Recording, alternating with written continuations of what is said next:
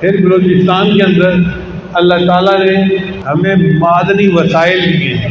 वहाँ पे संगमरमर के पहाड़ हैं, पूरे के पूरे पहाड़ संगमरमर के हैं। एक पत्थर है जिसको ओनक्स कहते हैं। ये ओनक्स बहुत कामयाब पत्थर है, जो आपको यहाँ मेहराब में सब पत्थर नजर आ रहे हैं ना, इसको ओनक्स कहते हैं। ये सिर्फ अफगानिस्तान में निकलता है या पाकिस्तान में निकलता है, पूरा यूरोप इससे महरूम है।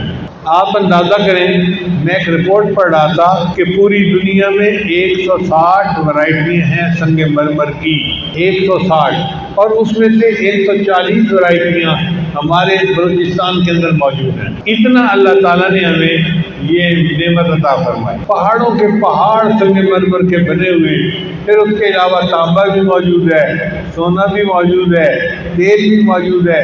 क्या नेमत है जो अल्लाह ने इस मुल्क को अता नहीं फरमाई।